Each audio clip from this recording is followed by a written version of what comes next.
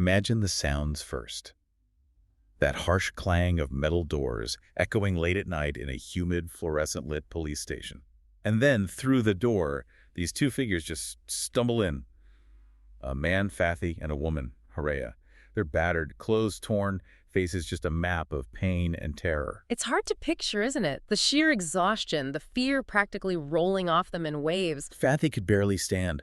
Horreya was just trembling, uncontrollably, holding herself together. And the police officers, they see things, but this was different. Right. Their first thought wasn't who did this. It was how many people did this. They assumed a huge brawl, maybe a dozen attackers. Because the idea that one single person could inflict that level of damage seemed impossible. Exactly. And that initial shock, that disbelief from seasoned officers really sets the stage for who we're talking about today.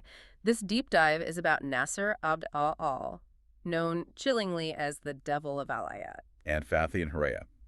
Their arrival at that station was just the terrifying prologue to uncovering Nasser's story. It's a story of violence and manipulation that's almost hard to comprehend. Okay, let's unpack this. Where does someone like Nasser even come from? Nasser Abdel Aal, 37 years old, from Al-Ayyat. And his history is, well, it's dark from the start. It really is. We're talking about someone who, even as a child, wasn't just mischievous. He seemed to genuinely love crime, violence. There are reports he even killed another child when he was still a minor, locked up for it. Yeah. And that was just the beginning. His official record lists 14 crimes. 14. Including 2 murders as an adult. 2 murders, yes, and countless violent assaults, thuggery. The list goes on. He spent cumulatively over 20 years in prison, different sentences, different times. But it never stuck, did it? Not at all. For him, prison was just a visit, as he apparently called it. No rehabilitation, no change. He'd get out and just escalate. To the point where his own family couldn't take it anymore. Exactly. They disowned him, cut ties completely. They saw the brutality, the refusal to change. It tells you something profound about his nature, doesn't it? It really does. So outside of prison, how was he supporting himself? Primarily through extortion, what's locally called a toa. Protection money. Protection money, yeah. He'd go to the local shopkeepers, the businesses in Al-Ayyat. And the deal was simple, I imagine.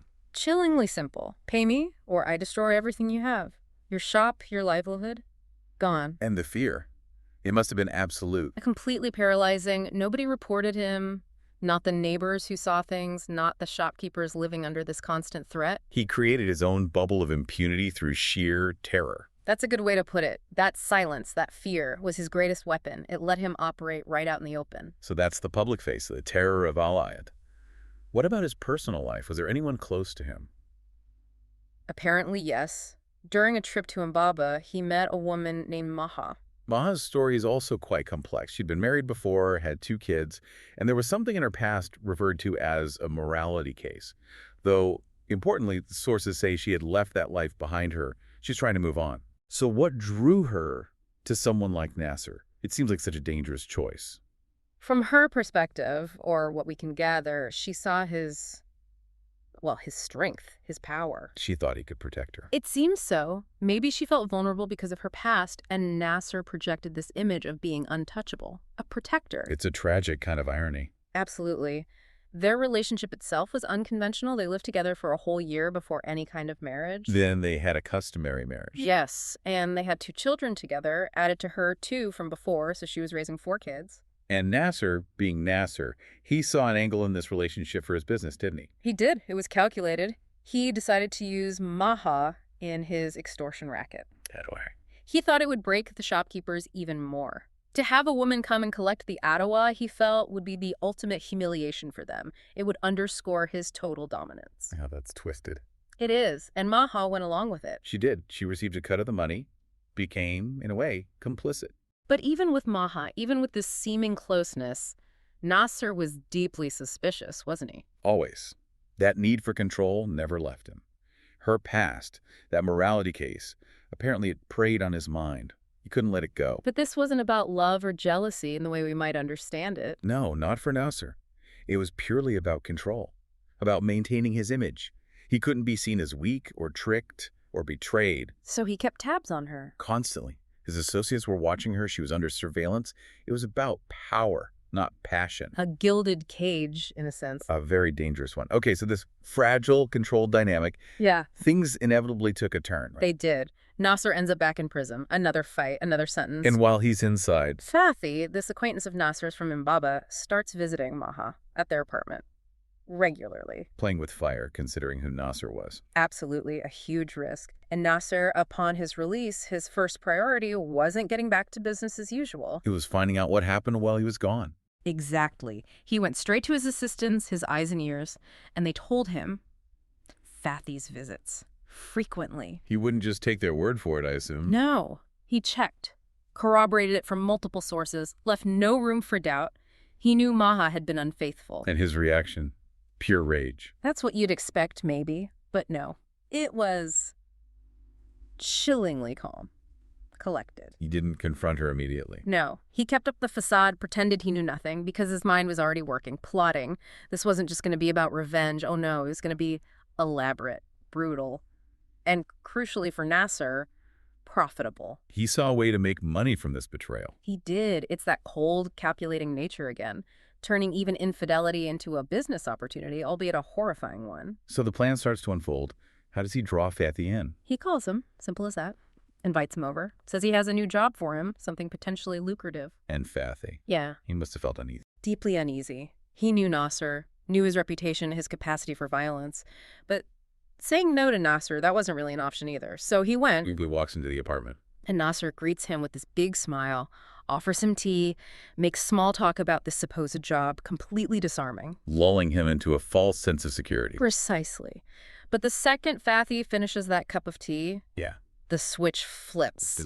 Instantly. Nasser just explodes, attacks Fathy without warning, beats him brutally, relentlessly, until Fathy loses consciousness. Just complete sudden violence. When Fathy comes to, the real horror begins. He's tied to the bed, can't move. And Nasser. Nasser has a knife, a big one, called a sanja, and he starts cutting Fathy everywhere, methodically. My guy. For 2 hours. This goes on 2 hours. Nasser questioning him constantly about the affair. Did Fathy admit it? He denied it at first, desperately. He knew admitting it could be the end, but under that level of torture, eventually he broke. He confessed. Physical agony must have been unbearable. Unimaginable. But Nasser wasn't done. Not even close. What else could he possibly do? He pulls out blank promissory notes, receipts for huge sums of money, forces the bleeding, broken Fathy to sign them. So now he has financial leverage too. Exactly. The threat was clear. If you ever report this, I'll use these. You'll go to prison for debt. Adding another layer of control, of silence. It's just layer upon layer of cruelty. And Maha, where was she during all this? She was there, witnessing it. And then Nasser involves her directly, in the most horrifying way. Oh. He orders her, under threat, to go to Mbaba, to find Horreya, Fathy's wife, and bring her back to the apartment. Bring his wife into this nightmare? Why? For Nasser, maximum humiliation, maximum cruelty. Maha, terrified for her own life, does as she's told. How did she even convince Horreya to come? She made up a story. Said Fathy had been arrested on drug charges and Horreya needed to bring 500 pounds to the apartment right away to help sort it out. A believable lie, designed to get her there quickly. It worked. An hour later, Horreya arrives. She walks in. And sees her husband, tied up, bloodied, tortured. The scene must have been beyond comprehension. And the realization hits her immediately what Nasser intends to do. To assault her, in front of Fathy. Yes. She starts screaming, naturally, pure terror. How did Nasser react? Brutally. Slams her head against the wall to silence her. And then the scene gets even darker, if that's possible. He orders Maha. Tells Maha to hold the knife, the sanja, to Fathy's throat, with the threat. If Fathy makes a sound, Maha kills him. Pitting victim against victim. Utterly demonic control. Then, for the next 2 hours, Nasser tries to assault Horreya. Does he succeed? No. Incredibly, Horreya fights back. Fiercely, with everything she has. She resists him, prevents the assault from happening. For strength in that moment is just astounding. It really is. Eventually, Nasser gives up on the assault, maybe frustrated, maybe something else. He stops. And then what? He just lets him go. He unties Fathy, allows them both to leave, but not before delivering his final twist of the knife. Which was He imposes a monthly Ottawa on them. 500 pounds, due every month. extorting his victims after torturing them. Exactly, and the threat remains, if you report me, I use the documents, or I come after Horreya again. So Fathy and Horreya leave. Broken. Shattered. They leave the apartment, don't even speak to each other on the way. Fathy utterly humiliated, Horreya traumatized, the discovery of the affair adding another layer of devastation. It's hard to fathom surviving something like that. Yeah. But what about Maha? She helped lure Horreya. What happened to her after they left? Maha knew. As soon as Fathy and Horreya walked out that door, she knew her own ordeal was about to begin. Nasser turned his attention to her. What did you? He tied her to a chair and then began a torture session that lasted for 3 continuous days. 3 days. 3 days. The details from the forensic report are sickening. Tell us. We need to understand the extent of it. The report documented 143 separate deep wounds caused by a spoon, constantly heated, then applied to her skin. 60 distinct cigarette burns. From head to toe, marks of electric shock torture. In multiple places. And there was more, wasn't there? A particularly severe injury. Yes. A deep, horrific wound inflicted in a sensitive area of her body. The report detailed it specifically. It speaks to a level of sadism that's almost beyond words. He kept her alive for this. For 3 days. Consciously, every time she passed out from the pain, he'd revive her. Cold water. Just to continue the torture. It wasn't about killing her quickly. It was about the suffering. It seems entirely focused on prolonging the agony, inflicting the maximum possible pain over the longest possible time. And after 3 days... After 3 days of this unimaginable torment, Maha's body finally gave out. She died. And Nasser's reaction? Remorse? Panic? Neither. Complete calm. He locks the apartment door with her body still inside and starts thinking, planning how to dispose of the body. He considered burying her himself. Apparently, yes. In a cemetery. He wasn't worried about immediate discovery. Because he was utterly convinced Fathy would never talk. The threats, the signed documents, the humiliation, he believed Fathy was silenced permanently. That confidence, that arrogance is why he felt safe leaving her body there for the time being. But he miscalculated. Badly. He did, because trauma and desperation can push people beyond fear. Fathy, despite everything, sought help. He went to a lawyer. Yes. He told the lawyer what happened about the torture, the forced documents. The lawyer advised him, go to the police, report it, claim duress. And they did. Fathy and Horreya went to the police. They did. They reported the assault, the torture, the forced signing of documents. Strategically, they left out the part about the affair. Understandable, given the circumstances. But it was enough. Yeah. That report was the catalyst. It was. The police already had Nasser on their radar. They had intelligence on him. Fathy and Horreya's report gave them concrete grounds to act. They went to his apartment. Knocked on the door. No answer. They knew something was wrong. They broke the door down. And found her. They found Maha, naked, covered in blood. The horrific evidence of the 3-day torture session laid bare. The scene must have been ghastly. Unspeakable. And Nasser, was he long gone? Surprisingly, no. He was apprehended very quickly. He wasn't even really hiding. Still confident. Still utterly confident Fathy wouldn't dare report him. Still wrapped up in his own perceived invincibility. Did he confess? Immediately. Calmly. Confessed to killing Maha. Confessed to the 3 days of torture. And his justification. He claimed he had, and this is chilling, logical and convincing reasons for doing what he did. From his perspective, it made sense. Just zero empathy, zero grasp of the monstrosity of his actions. Absolutely none. It's a hallmark of that kind of extreme personality disorder, a complete disconnect from morality as we understand it. So the trial, the outcome. With the evidence, Fathy and Horreya's testimony, the confession, it was conclusive. Nasser was sentenced to death. And for the people of Al-Ayyat. It was like waking up from a nightmare. Just this profound sense of relief.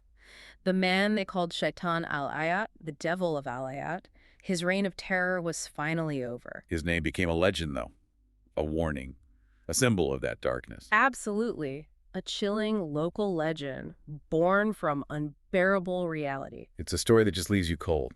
The calculated cruelty, the manipulation, the absolute disregard for human life and suffering. It really forces you to confront the depths of human depravity. And the power of fear. Which brings us back to that question, really. How does someone like Nasser Abdel Aal even come to be? It's a deeply unsettling question, isn't it? What confluence of factors, nature versus nurture, creates such a person? And equally, what does it say about a community when fear allowed such darkness to flourish unchallenged for so long? That silence. It's almost a character in this story, too. The silence born of terror that Nasser cultivated so effectively. It makes you think about the fragility of safety, the power dynamics in any community, what happens when fear takes root. And the courage it takes to finally break that silence, even when you've been pushed to the absolute brink. A truly harrowing story.